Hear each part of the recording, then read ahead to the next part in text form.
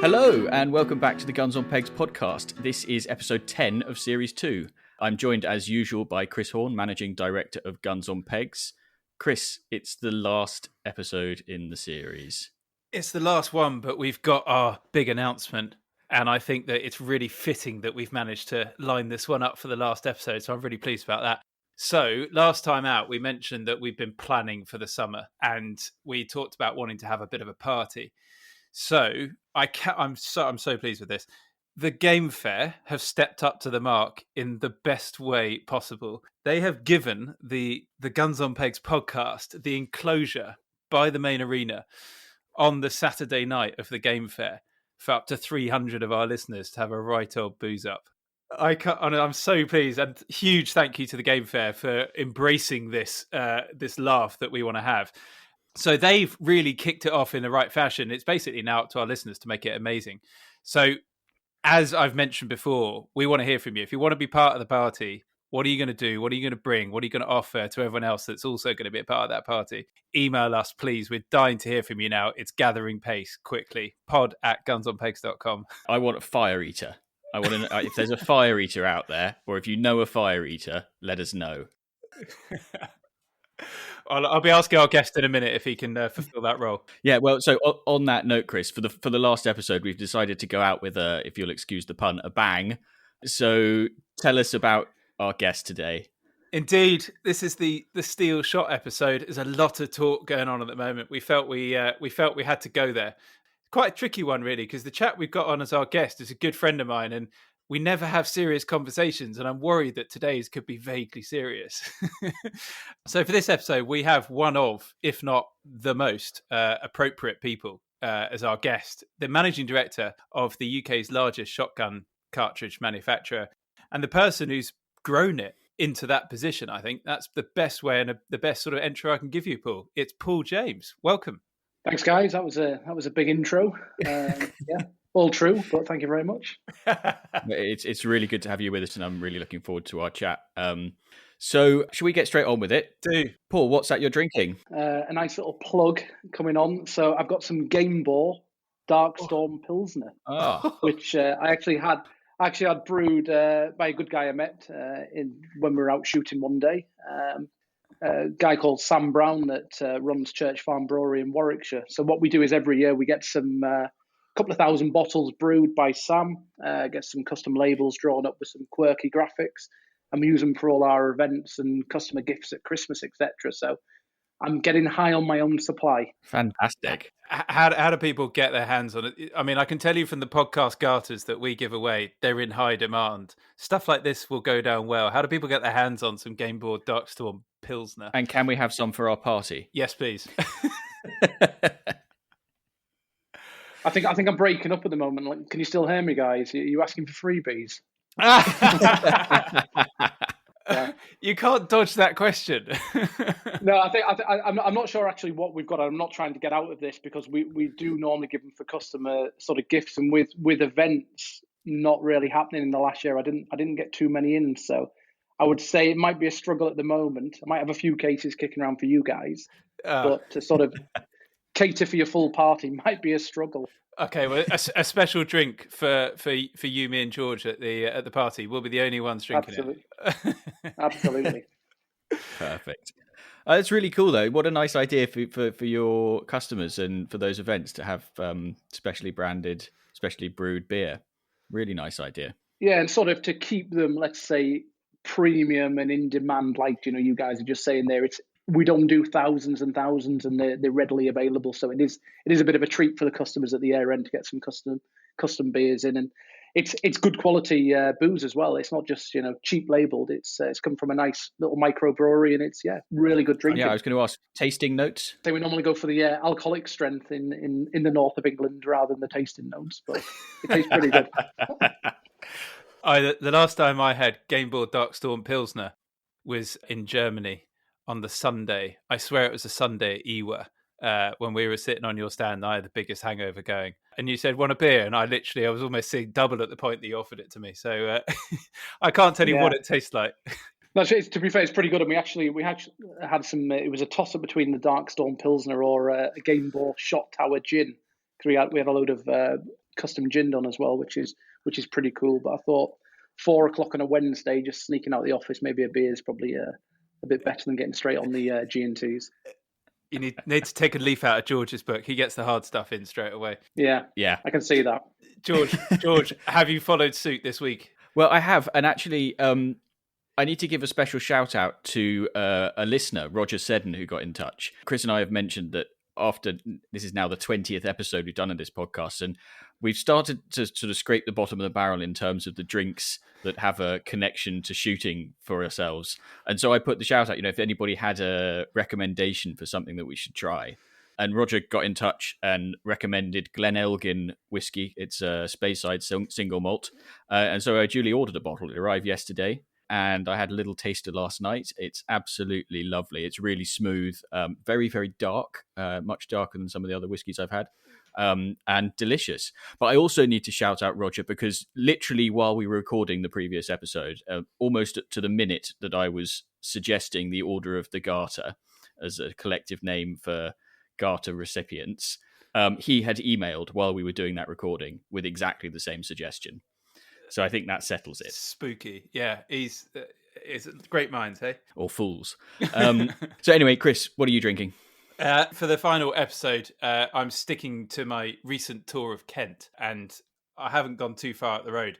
I've got a Shepherd Neame Master Brew, the original Kentish ale. It's a staple. It's a beauty. So I thought I'm going to venture outside of Kent for the start of the next series. And actually, just like George, I need suggestions. If anyone has got some awesome beers, I like beers at 4:00 on a Wednesday. I'm not really a big whiskey 4:00 on a Wednesday kind of guy. And so if you've got some awesome beers that maybe even with a connection to shooting, please send them in. I'm gonna get online and start buying. Okay, so is everybody sitting comfortably, because it's time for Whose Bird Is It Anyway? And it's quite a long one, this, but I think it's quite a good one. So, Paul, just so you know, this is the segment where we ask our listeners to write in with their shooting dilemmas or quandaries or queries, and we are going to try and decide what the moral, ethical decision is or should have been. So this is from somebody who I've decided to call Johan, to keep him anonymous. And he writes, "When is a peg not a peg? This was the very question that faced our guest some years ago. Our roving syndicate, made up of old university pals and other reprobates, had invited Haystack to join us on a day at a new shoot in Kent. Avid and aware listeners of the podcast may already have deduced that Haystack is a nom de plume to protect the gun's identity from potential future ridicule in shooting circles. At this point, it is relevant to explain that Haystack is not at all gentleman, but certainly is, shall we say, a gentleman of stature. Back to our small shoot day, 70 to 80 birds for just 6 guns. Perfect. On drawing pegs, it was noticed that Haystack had drawn the plum peg for the first drive, standing right in the middle of the 9 at number 3. One could sense the excitement of the day, and the keen guns were quick to assess the wind direction, terrain, trees, position of the cover crops, and other factors that could give pointers to the best pegs. The line was in a large arc across a flattish field, enabling each gun to observe the incoming birds and the performance of the team. Guns 1 and 2 took their pegs, and then we got to peg 3, at which point the host firmly asked Haystack to take his place, who hesitated before deciding it would not be appropriate to question the instructions. The remaining guns chuckled to themselves, but only on reaching their pegs did the situation reveal its full comedy value. For some reason, peg 3 had been placed in a narrow, sharp-sided and deep pit in this otherwise pristine field. Haystack had no view of the flushing area, nor his fellow guns, and the massive disadvantage of a sheer-sided 6-foot wall of earth in front and on each side of him, meaning that he would only see the birds when immediately above him, challenging conditions for the sharpest of guns. Sure enough, when the drive began, peg 3 was the premium position. Bird after bird took to the sky and made a beeline for Haystack. The line watched as bang after bang chased after the pheasants, and all that could be seen of our guest was the very tip of his barrels darting around the top of his pit, desperately chasing after birds he had little chance of connecting with. It was a sight to enjoy. The longer the drive, the more frenzied the movement of the barrels, always too late to connect. Why the shoot had placed peg 3 underground was never questioned. The whole line had enjoyed the result, and when Haystack emerged, a heavy bead on the brow, he was congratulated for a fine performance. To his credit, he did not complain and chose to take it all in his stride, and it made for the beginning of a great day. This guy who runs this shoot's having a right laugh, isn't he? Well, it's a roving syndicate, right? So the shoot didn't know who was turning up, and they didn't know who was going to be on peg 3, or that he'd be short and fat. But you say he didn't know. He saw the gun drawer. He decides the drives. I think he might have known. I think it sounds like good sport. Exactly. Yeah. The question here really though is, if you found yourself in that situation where you're on a peg and you couldn't see, would you say to the shoot host, "Come on," or one of your neighbouring guns who's maybe a bit taller? Would you say, "Come on, let's swap"? I'd probably say, has anybody got a yellow pages in the back of the Range Rover? I could do with it to stand on. Stand on a few slabs of Dark Storm would give you a little leg up, wouldn't Absolutely. it? Yeah, only the premium. Quite a good tip for anybody running a shoot on maybe some flattish ground. Get a few extra feet under those birds by digging all of your pegs 6 feet down.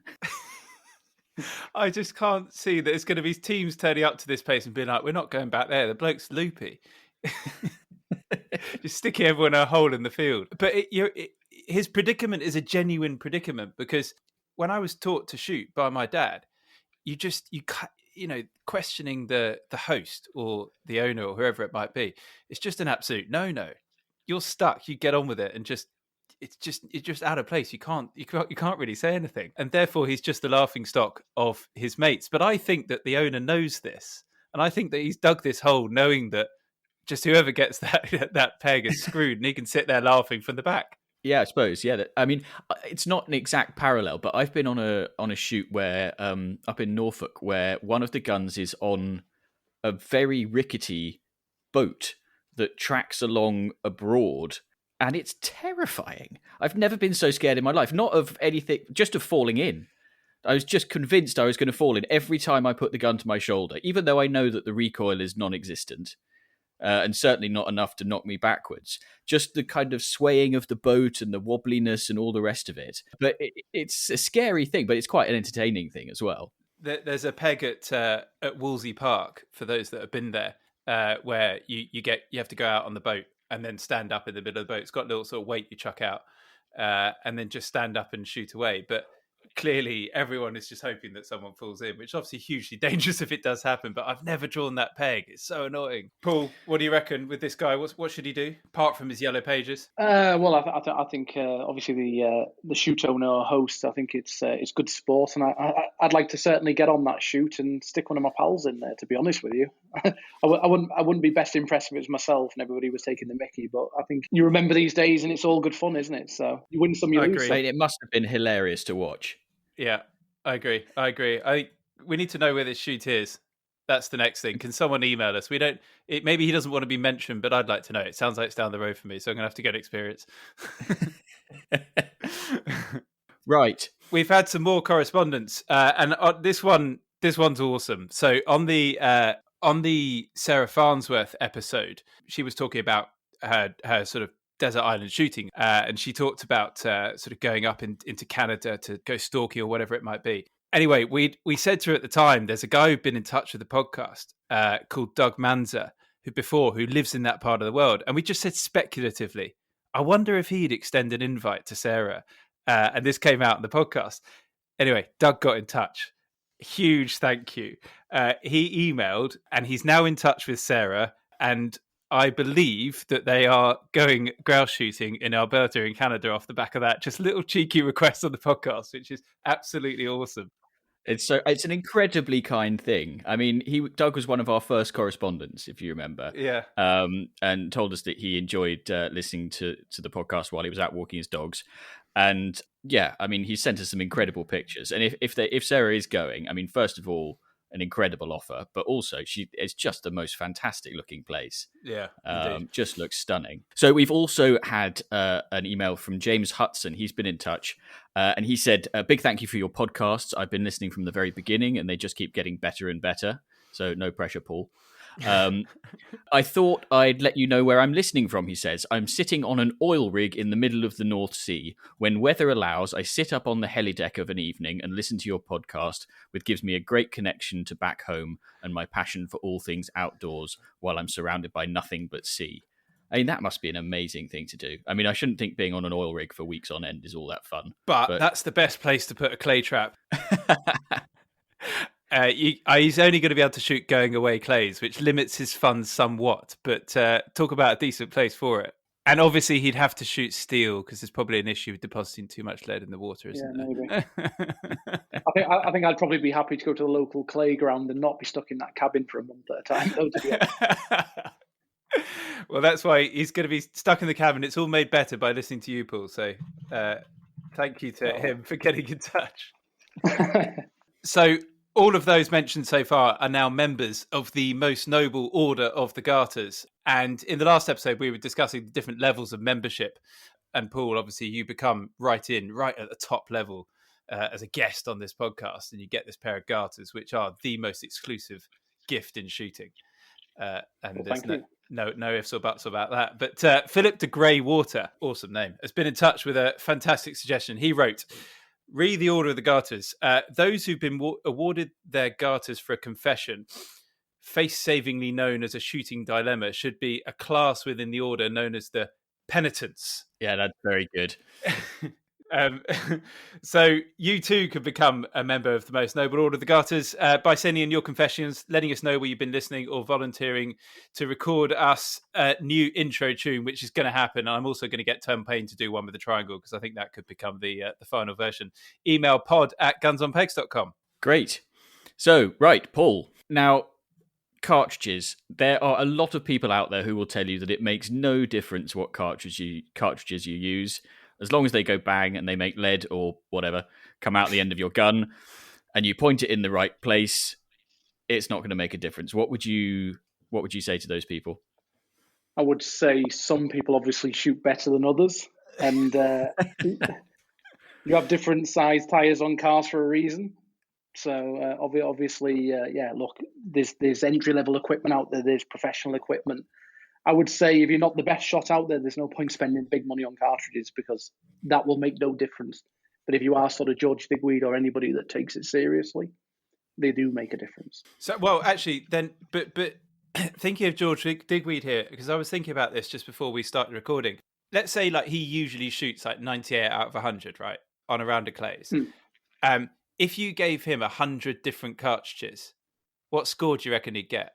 Well, I think whatever out of the 100 selection, if they were Gamebore, obviously they would be a kill. And God knows for the other brands out there, to be honest, probably, I know, 45 maybe. But the point's a genuine one because if you stick with one cartridge, doesn't it? I would say realistically, if you're talking about a 30-yard, springing teal or an easy target, he's probably going to shoot exactly the same amount. If you're then talking about it, let's say a 60-yard Batu. Yeah. And he knows where his lead pitcher is. Yes, you need to know your cartridges if you're going to hit them every time. Because this is the thing, like you see so many guns rock up on shoots with cartridge bags of like licorice, all sorts, and just like. But how many of them have you seen on the top of the scoreboard?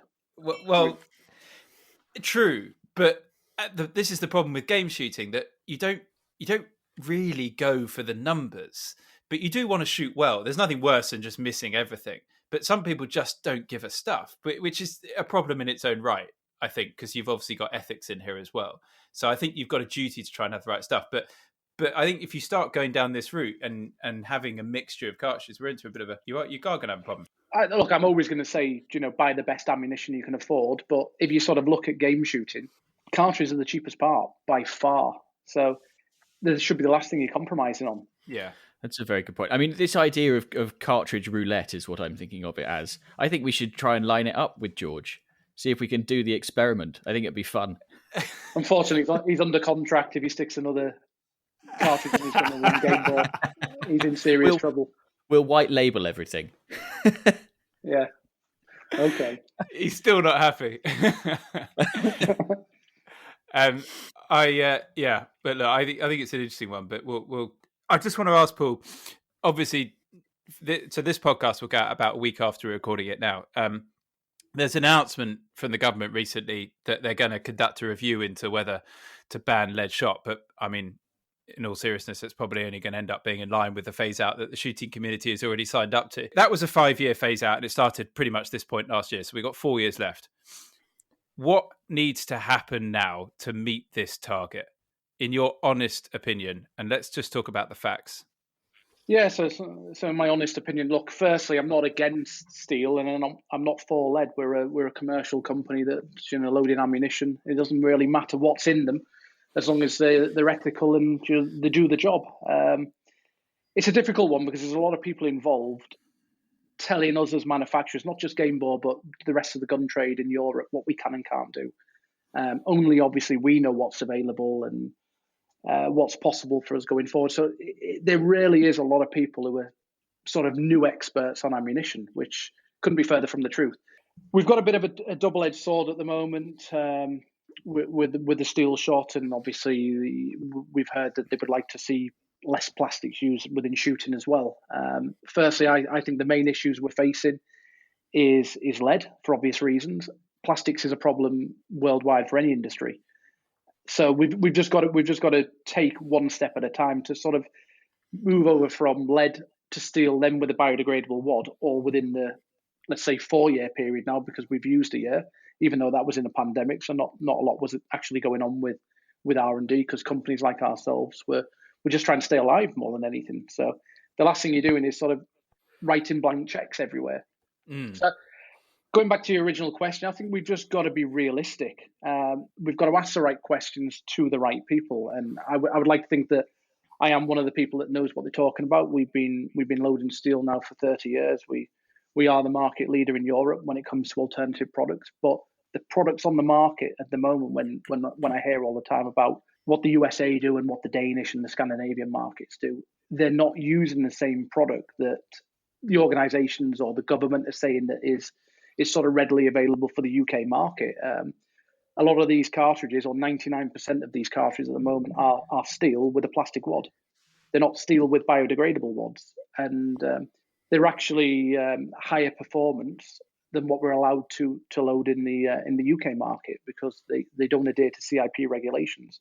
So CIP actually puts a speed cap on the ammunition we're allowed to produce, but yet we like to shoot birds at an extended range. So you take the Danish market, where they're doing walked up hunting, which, let's say the bird is 25 yards away and they're shooting it up the backside. They can do that with a higher performance round than what we can, let's say, shoot a 40 to 50 yard pheasant with. So it's going to be difficult, but like I say, we need to be realistic. So what you're saying is the comparisons, which we keep seeing, let's be honest, in a lot of media within our community about comparisons with Denmark, are just pointless. Well, absolutely. Look, completely different markets, completely different style of shooting, and different regulations for ammo loading. And this is something I wanted to ask about, because I'm aware of CIP regulations, and I don't want to get too technical. We need to make sure that our listeners, some will be more educated than others on this particular topic, but CIP regulations is absolutely crucial, because in theory, obviously going back to sort of GCSE physics here, if you increase the speed of the steel, you can equal the performance of lead by negating the impact of the density. Is that right? I wouldn't say you would get up to as good as lead, but you're certainly going to improve how steel works with speed, yes. And you take a huge... So a lot of the discussion at the moment is about difference between steel and lead. And what I'm getting at is you would take a huge amount of that margin of the difference between steel and lead away if you increase the speed. And that's what other countries are allowed to do.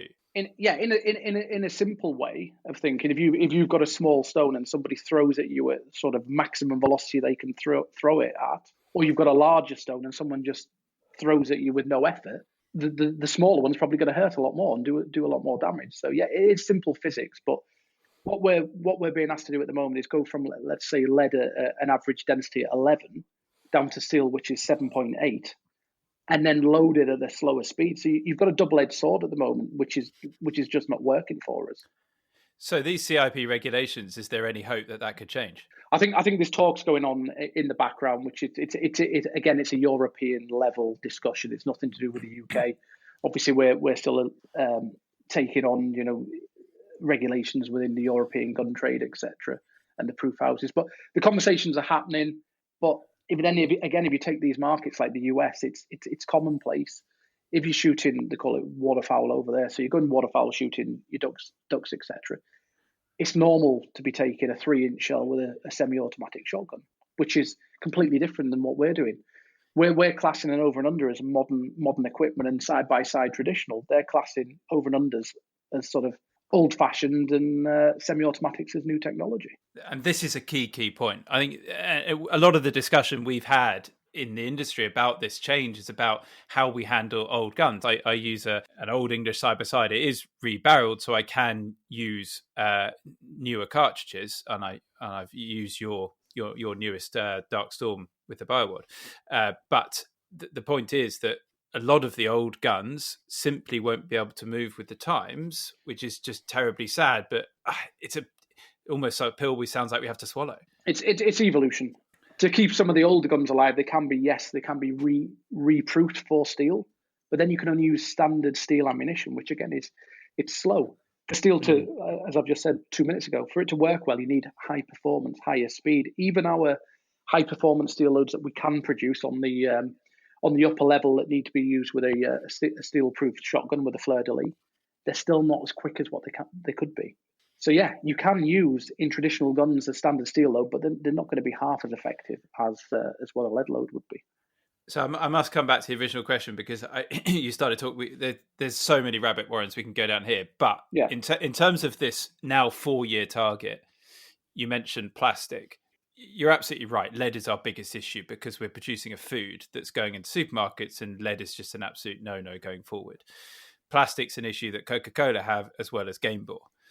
And Coca-Cola have got a lot more money than Gamebore to tackle it, and they still can't do it. Well, that's a fairly stark point, isn't it? It's yeah.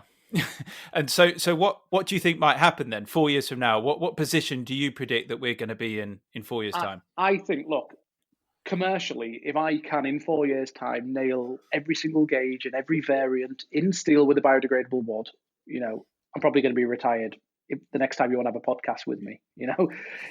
It's probably not going to happen. Realistically, we need to go backwards to move forwards. So I think most people you speak to in shooting would say lead's not a problem, plastic's a problem, but it's actually the complete opposite. Yeah. So in the short term, we're going to have to use a plastic wad, and the reason why we need to do it is because I think you guys know, but some of your listeners may not. To protect the gun barrels, you need to totally enclose the steel shot within a wad, which is going to have to be full walled so it doesn't come in contact with the barrel. With a fibre wad and lead, if the lead goes down the barrel, it's absolutely fine. It's not going to damage it. So you can't just say, let's load steel shot with a fibre wad. It has to be totally enclosed. The easiest way to do that is injection mold polyethylene, which is plastic, make it into a sort of universal high production shape and continue. Even these plastic wads aren't available in the sort of numbers we need. So there needs to be investment into plastics as well, which is going to be tooling for the machines. So to go from, we're not going to use plastic, we're going to completely skip it out with steel going forward to biodegradable, it's just a mammoth task. So in short, we need to use steel with plastic in the short term. I'm not saying 20 years time we're still going to be doing it, but to make it achievable, we need to actually work out that lead is the main problem.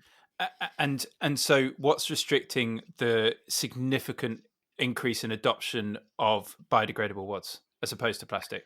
The material's sort of not available, and we launched a BioWad last year, and I know one of our competitors have got a product on the market, but it's early days. We simply couldn't. The way they manufactured, the cycle time of the material through the machines, they're just not commercially viable, or the material available in enough volume.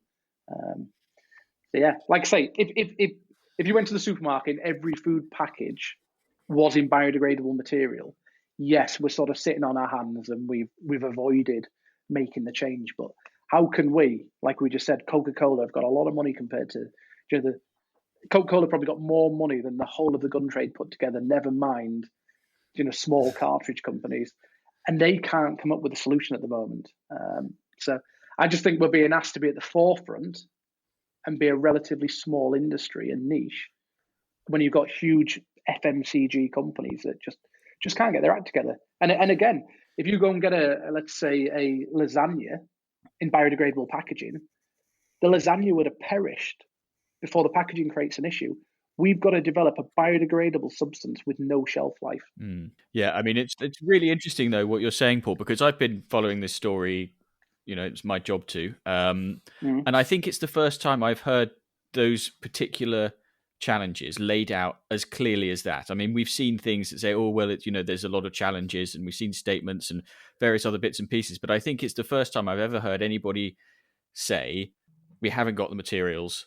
We're not going to be able to get the materials, even the replacements, even the stepping stone to the end goal requires investment. I don't think anybody's ever had that laid out in quite as clear terms as that. And I think we've gone off as an industry saying, yes, we can do this, we can do that, when could have done a bit more fact finding. And that's not the only problems we face. That is the main problems. As cartridge loaders, we're not all using, we're fortunate that we've invested over the years into bigger plant and machinery, and we already do a lot of steel business. Some of our competitors have never loaded steel in high volumes. They've got machines that are solely for use with, let's say, soft shot lead. They need to buy new machines or adapt old loading machines to work with new technology, which is the cost. Steel shot comes from China, so it's not really as readily available as we're buying our lead ingots from Derby. So if we decide we need some new lead, another batch of lead ingots, we'll make a telephone call. Within 2 weeks, they're delivered into the yard. At the moment, with the pandemic, and let's hope that we're not in this position in 4 years, and the supply chain gets a little bit better, it's sort of very difficult to get, let's say, goods from the Far East. The shipping alone has gone up 300% to 400% due to the pandemic and supply and demand. The material's not readily available, yet these questions aren't being asked. We're having to now go, right, so this is a problem. This is what we're facing. So I could go on and on, but the main issue I would say at the moment is plastics. The rest of the issues we are facing, because it's not just one, we can potentially get our head around in the next 3 to 4 years. And I think what's so frustrating about this issue is that with most issues in shooting, with time on your side, in hindsight time I'm talking about, you could have done something about it. With hindsight time, it would have made zero difference to this, because we're actually asking for developments that aren't actually there. And that's what I find really frustrating, because, as you say, we've got to be at the forefront of something. And we're under such scrutiny that we've got to be chucking more money at this in relative terms than others. Well, definitely. And look, the steel on its own doesn't scare me. We've made the investments over years. We are sort of big in the US. We're big in Denmark. That isn't the problem. Like I keep saying, I sound like a broken record, but it's the plastics. But how do we invest and be at the forefront when global billion-dollar companies can't figure out a solution? Yeah. But and just coming back to steel itself, I think what we've got to not be in danger of what we're not saying here is that the product's no good. Absolutely not at all. It's just that your scenario where you paint the different, shooting in the UK is hugely varied. You've got all the different types going. If you're talking extreme birds, then yes, we might be having a bit more of an issue. But for 95% of shooting in the UK, your Darkstorm BioWad cartridge with the quad seal is an awesome cartridge, because for 95% of shooting, you're not going to notice a difference. And actually, I don't know. I shot it last year on some days, and I don't know if this was just me and happened to be with these birds. It's totally anecdotal evidence, but I picked up the bird and I had much cleaner breast meat after as well than lead cartridges. It might have just been luck, but I certainly thought that, oh gosh, that was an interesting observation. So, I mean, I one of the questions that I wanted to ask you, Paul, and from everything that you said now, it sounds like it might almost be a pointless question, but I'm going to ask it anyway. So, Chris has mentioned that the quad seal and the steel variant with the shot cup. I was going to ask if you had any plans to add to that range of steel plus quad seal BioWad cartridges. Maybe something for older guns. Older guns is a problem. Yes, we will make a 2.5 inch steel load, definitely. But we also want to make ammunition that works very well. The last thing we want to be doing is making products which are not up to the job. So sure. I think it's a case where it's a difficult one, because there's a lot of expensive guns on the market. I think that people are going to need to retool, buy modern day shotguns. But obviously, if you want to go and keep Grandad's Purdy alive and use it on the the odd day, buy some bismuth, buy some tungsten. And even if everybody turned around and said, right, okay, let's knock steel on the head, we couldn't make, let's say, 100 million rounds of tungsten, but we could make, let's say, 1 million, 2 million, 3 million a year in time to keep some of these vintage guns alive. And the good thing with bismuth is you can use it with a fibre wad, so we don't have that problem we do with steel being very abrasive against the gun barrel. It's a difficult pill to swallow because shooting is so nostalgic and we use such old tools and do things in very traditional ways. But there's so many analogies with the car market here, isn't there? You look at like the change in fuel, and then you look at like classic car meetups, and you just think that, they're still able to enjoy those cars, but it's just a different environment, isn't it? It is. And look at, for instance, Tesla with their new technology. So if they made a car and take away, let's say, a V8 engine off the road, and they're going to make this car, it's going to be a lot more expensive. Because if you look at Teslas, they're not cheap. For the fast ones, they're about 100K, aren't they? Yeah. If you made that car that was inferior in performance to a petrol engine in general, people wouldn't get excited. They're only getting excited because it's high performance. There's 0-16, 2.8 seconds, blah blah blah. What we're having to do is load something that's potentially going to cost more money, but not as good performance. And that's where the car industry's potentially got an advantage with electric going forward. And they're still not happy about making a change. I mean, Chris and I were talking about this earlier today, and the analogy with the car thing goes even further with the change from leaded fuel to unleaded. And part of the issue around, why it's caused so much heated debate around the place is that it's so confusing. We're talking about proof marks, and I had to email AYA to find out what my proof marks meant because I couldn't find out what they meant anywhere online. It's not available. Even a table I saw today provided by one of the shooting organizations only has London and Birmingham proof marks on it. It's like having, hieroglyphics stamped on the underside of your engine, and that's what tells you whether you can be using hydrogen or leaded fuel. It's absolutely baffling. Like going to the fuel pump and you've got sort of 10 different octane ratings to put in your car, and you're going to think, right, well, I've got a Micra and I've got a Ferrari. Which one do I use? Yeah, but if you put the wrong one in, it might blow up. Oh, exactly. Yeah. But this is exactly the analogy we were talking about. You go to the fuel pump, but it's like going to an unbranded fuel station, then having the fuel pump going, would you like Shell fuel, Esso fuel, or BP fuel, and 96, 98, or 97 octane? And they do this. Or hydrogen. Or hydrogen. And then you rock up to a party and you've run out of fuel, and someone goes, I've got some fuel, do you want some of mine? And you're like, no, I don't bloody know if it could take it. I just think it's concerning. It is concerning. But I'm sure we'll find a way. But I am nervous about I'm nervous about accidents. You look on your website, your page about the Darkstorm with the steel, precision steel biowar. It's not the cleanest of pages on your website because you have to carry so much more information. Yeah, you've got a disclaimer on there, definitely. Yeah. So look, it's difficult. As long as, let's say, a gun is nitro-proofed, chances are it's going to be absolutely fine with standard steel. The only issues you're going to have if you start putting a high-performance steel load in a gun that hasn't got a fleur-de-lis. So it is a bit more simple than what we were sort of joking about there. Your key is your chokes. Realistically, anything over a 3.25 mil shot, you need to be maximum half choke. That's where you're going to have the issues. And it's the momentum of the steel pellet that could potentially split the wall of the barrel or rip the choke out the end. Okay, so we've got a duty to our listeners here. There's two things you just said. They're absolutely crucial. Check the underside of your gun for a fleur-de-lis, first thing. And get your chokes measured, second thing. And if they're changeable, then obviously that's easy. If they're not, go and buy a little choke measure. If you've got a fleur-de-lis gun, you're not going to have any more. If it's a fixed choke, it's not going to be any more than half anyway, because you wouldn't be able to use high-performance, larger loads. Chances are they're all multi-choked. Your key is just making sure that you've got a nitro-proof barrel with a proof mark. Chances are it'll be fine for standard steel. And if it's high-performance steel, you need a fleur-de-lis. And then if you've got a fleur-de-lis and you're using high-performance, then over a number 3 shot or larger, maximum half choke. If you sort of follow that rule, there's going to be no issues. So essentially, full choke stuff's going to be a thing of the past. You can actually use full choke if you've got small sizes. So like a 32 gram 5. Yeah, you can do that. 5, 6, 7, 8, 9s.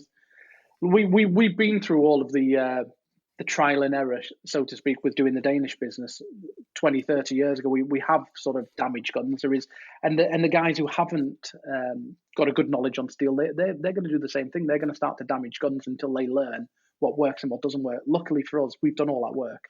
And the good thing about the Danish is they don't use 100 grand shotguns. So if you have to replace stuff, it's on the cheaper side of the spectrum. So it does sound like, I mean, I don't know if what we just described is actually helpful to a listener. I might have to listen to that one back and think about it.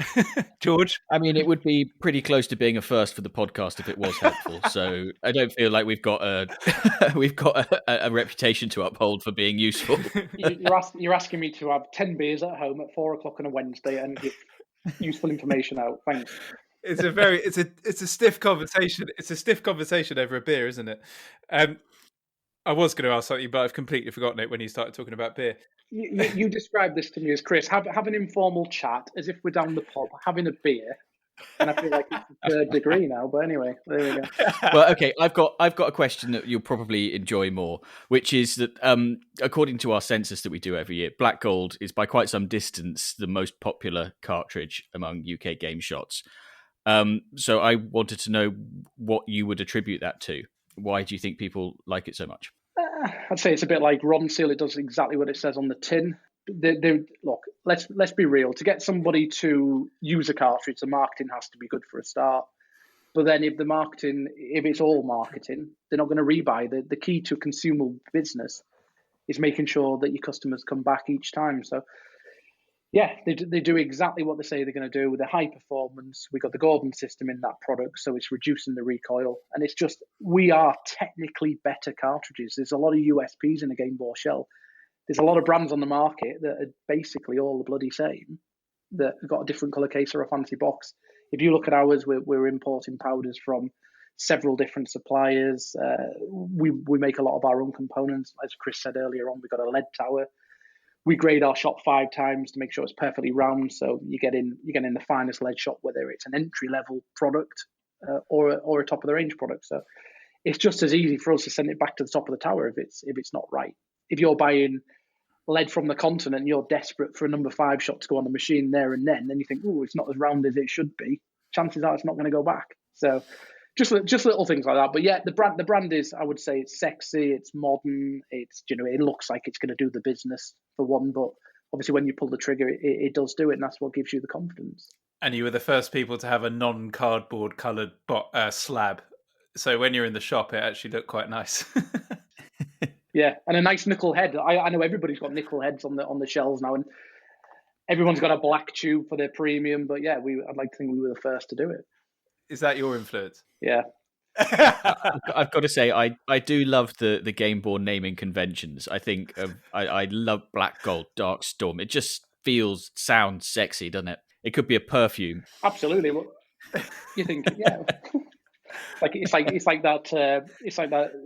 Is it Brute, the Vinnie Jones advert that's saying, "Look, just buy what bloody smells good." Fancy names and all the rest of it. A bit like that, but no, definitely on the ammunition. The branding it's more than a fancy perfume. I want an invite to the next Gamebore marketing meeting where we discuss the next product and come up with the naming. Okay. Any ideas? Have you got any ideas? Oh, don't put me on the spot like that. You need to give me the the cartridge that the place in the market, and then I'll come back to you. Give me a couple of days. Okay, I'll give you 30 seconds to think about it. What does Chris Horn need in steel going forward for his side by side, and what would you call it? Because this is what you're doing to me. I mean, it doesn't make any difference. I don't know if you've seen him shoot, but you just call it confetti. Yeah, exactly. The confetti cartridge. Because then I've got something to blame it on. That's exactly what it is. Yeah.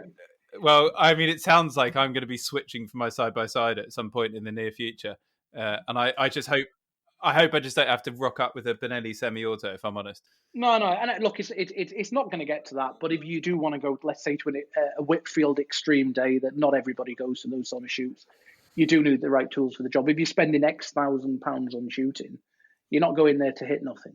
So at the end of the day, if you want to keep your old side by side in use, there is bismuth and fibre wads and tungsten, mate. tungsten matrix. Yeah, tungsten matrix is a great product. The only problem with tungsten is it's sort of the material cost. People think we're making, £1 a shell profit. Look at the lead price, look at the tungsten price, and fill the gaps in.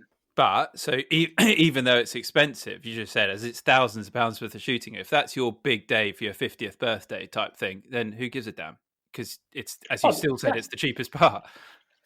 Well, yeah, price per bang. That's the important equation, isn't it? Yeah, you're going to be £1.52 depending on your load, which obviously you're going to think twice of what you're pulling the trigger to, unless money is no object. I know some guys, it wouldn't matter. We've had people contact us to make 18 density tungsten, which we make in the States at the moment for shooting turkeys, and it's $5 a shell. But if you're only going out there and hunting one turkey, it's a bit of a difference than firing 200 pheasants. Well, exactly this. I put that old fancy fuel in my lawnmower over the winter that's like however many pounds a litre, but the bloody thing stays alive because of it, so I don't really care because I'm not using much of it, but I wouldn't put it in the car. So you're putting jet fuel in your lawnmower. You must cut the grass pretty quickly. Got flames coming out the exhaust. I've forgotten the question I was going to ask. That's some ride on, Chris, you've got.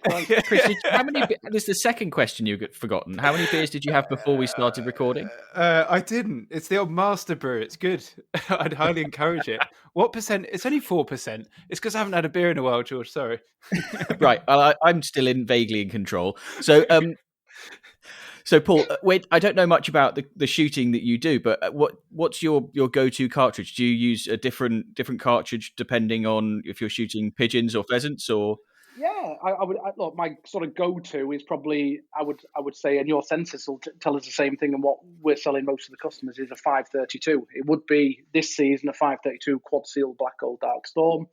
They have got the edge on the original black gold that was my favourite.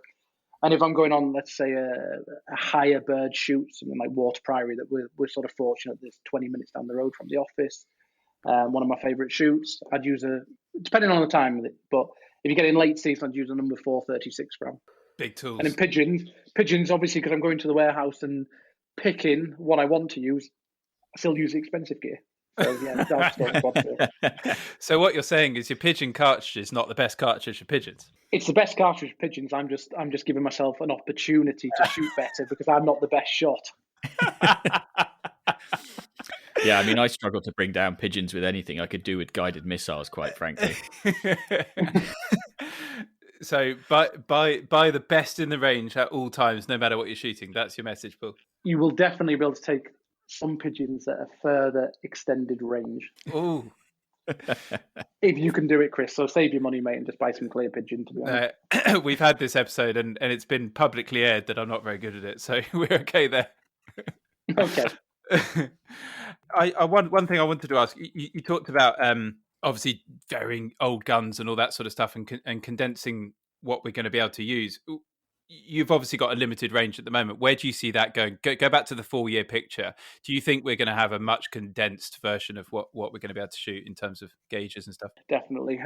Look, it's 410s and all the sub gauges. They're not great with because obviously you've got such a small payload. You do need a dense metal for them to work. So they're going to be the victims, I would say, going forward. I don't think anybody's going to be looking to invest millions into keeping the 410 market alive because you don't sell enough, so the payback on investment is just not there, it's unfortunate. I do know in New Zealand at the moment that on sort of small gauges, when they're shooting, they can actually use lead, but if they're using 12 gauge, they've got to use steel if they're sort of wildfowling. So I don't know if that's obviously possible in the future, because like I say, we're loading some hellish 20 gauge and then exporting them down to New Zealand because some of these sort of heavier lead 20 gauge, like a 34 gram number 3, it's going to outperform most 12 gauge, but it's a bit of a loophole. But obviously, if we're looking at lead going into the food chain and that's the main reason for it, blah, blah, blah, that's just not going to be a possibility for us anyway. Especially if there's obviously a big debate about whether it's an organization-led change in the shooting industry or whether it's a ban. And my main concern is if we actually want this to happen and we want to protect the quality of the meat going into the food chain, we kind of have to ban it because you're going to get birds wandering from shoot to shoot that contain lead and then go into Waitrose, and we're just going to end up it's all or nothing. Yeah, it's all or nothing. Yeah, I agree. Look, the crazy thing, and I don't particularly want to get into it. I've just never met anybody that's had lead poisoning from eating game. I think, where are all these people? No, well, yeah, it's a bit of a known thing, isn't it? There's all sorts of studies, and I forget who it was. My dad will tell me, but my great grandfather or whatever had 28 pieces of lead shot in his stomach when they opened him up after he died. Is that why you've got 3 eyes, Chris? Yes, thank you. Right, and you mentioned one of your favourite shoots there, Paul. So the way we like to round the episodes off is to ask our guests to describe their imaginary final ever day's shooting or weekend shooting. Money, no object, logistics aren't an issue. What would you go and do? Who would you have with you? What's the thinking? Yeah, well, look, it's obviously been in the industry for many years. I've had a lot of opportunities to shoot with people, and shooting to me sometimes is a bit of a bossman's holiday. Even though I'm sort of itching to get out there and shoot as many clays as I can or shoot as much game as I can and just have fun with friends, because it's been a bit of a crap year, hasn't it? Being stuck in and not doing a lot. Yeah. I'm gonna say Water Priory, because you just know what you get in there. You're pulling the trigger, you're having fun. But like I've just said, I've shot with a lot of people, and I've ended up on shoots with George Digweed and people who are like amazing in comparison to what I am at shooting, the likes of Dave Carey, etc. So what I want to do is go with some friends that are bloody crap. So if it's the final time you can ever go shooting, I want to be seen as a half decent shot rather than he's bloody useless for it. That is very good thinking. You've got to go out feeling good about yourself. I want to go out as a hero, and everyone goes, "Do you remember that last day's shooting we did? He was a freaking good shot, Paul was." Not George Digweed going, "Hey, you bloody crap." I like your thinking. No one's gone down that route, but it's very true. Yeah, I'm going to go out as a hero. Yeah, the best guy on the field. Well, Paul, it's been a really interesting and a really fun chat. Thank you very, very much for joining us. It's been a great way to end the series, I think, Chris. Yeah, absolutely fascinating. We're in danger of ending on a serious note, but I think that we had a bit of fun during that as well. But incredibly important episode to have recorded. So thank you, Paul, for coming on. Really appreciate it. Yeah, thanks, guys. Appreciate it. Right, so before we go, there's a final reminder that we are having a party on the Saturday night of the Game Fair, and you can be there with us. It's going to be the first ever in-person meeting of the Order of the Garters, so it should be great fun. Hopefully we'll be able to record an episode of the podcast over the course of the evening as well, or over the course of the Game Fair. But we're also looking for anybody who can get involved with the party, somebody to help us out with drinks. Maybe you're a brewery or a drinks maker of some description. You can help us out, or you're in a band, or you're a fire eater, or a magician, or something like that. Drop us an email, pod@gunsonpegs.com. This is the last episode in the series, but we'll be back in a month or so with a brand new series and a whole bunch more of fantastic, interesting guests. So do keep sending us your submissions for Whose Bird Is It Anyway? Keep letting us know where you've been listening. Keep sharing the podcast with your friends and leaving reviews and all that sort of stuff. Emails again to pod@gunsonpegs.com. A massive thank you to all of our guests in the series and to everyone who has been in touch already over the course of the series. You're all making this podcast a joy to produce, and if I'm honest, a lot better than it would be if it was just me and Chris waffling away for an hour. So until the next series, thanks very much for listening, and goodbye. Sad times, really. I'm not sure I can wait a month.